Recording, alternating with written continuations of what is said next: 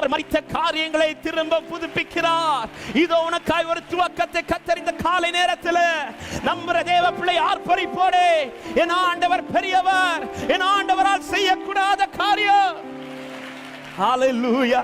மரித்த காரியம் மறுபடி துவங்கும் புதிய. ஆமென். சத்தமா இந்த வார்த்தை சொல்லுங்க.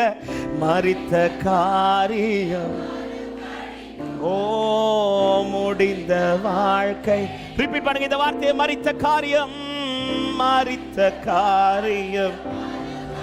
ரிபலமோஷன் தலரா, ஓ ரிபலமோஷன். மரித்த காரியம், மரித்த காரி. ஹல்லேலூயா. முடிந்தவா முற்றிலும். பக்கத்துல பார்த்து சொல்லுங்க, மரித்தது திரும்ப துவங்க போகுதுன்னு சொல்லுங்க. ஹல்லேலூயா. ஆமென். மரித்த காரியம், மரித்த காரியம்.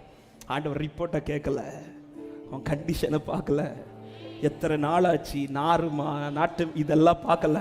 அவர் செய்யணும்னு வந்துட்டார் இந்த காலை நேரத்தில். மரியாதை லீவ், உன் குடும்பத்தில் உன் வீட்டில் இந்த மகிமை வெளிப்படுத்தணும்னு அவர் வந்துட்டார்.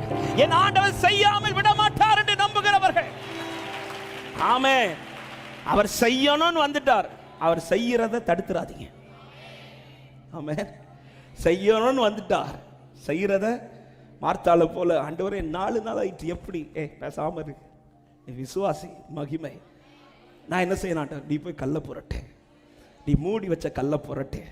ஆமே. பல ரிப்போர்ட்டை பார்த்து முடங்கி இருக்கிற அந்த ரிப்போர்ட்டெல்லாம் தூக்கி குப்பையில் எரிஞ்சிட்டு, ஏன்னா அவரை பாருங்க. இன்னைக்கு கர்த்தருடைய அதிசயம் விளங்கும் என்று நம்புகிறவர்கள் எத்தனை பேர் நம்புறீங்க? இன்னைக்கு கர்த்தர் என் குடும்பத்தில், என் வாழ்க்கையில தமது மகிமையை விளங்க பண்ண போகிறார். ஹல்லேலூயா. இயேசு வந்திருக்கிறார், இயேசு வந்திருக்கிறார். இந்த 4வது நாள் இந்த வார்த்தை ஆவியானவர் ஆமென் இருதயத்திலே கலிகூற பண்ணி சொல்ல வைத்துக் கொண்டிருக்கிறார். பல நாட்கள் முடங்கி கிடந்த முடிந்த இடத்தில் இருந்த சில காரியத்தை கர்த்தர் என் வாழ்க்கையிலே திரும்ப துளிர்விட வைக்க போகிறார். எனக்கு முடியல, இது கர்த்தருடைய கைவிட்டு காரியம் போகல, என் பிள்ளை காரியம் போகல, என் குடும்பத்தின் காரியம் போகல, என் வீட்டு காரியங்கள் போகல. கர்த்தர் திரும்ப உயிர்ப்பிக்க போகிறார். ரிபலபோ சந்தலரியா.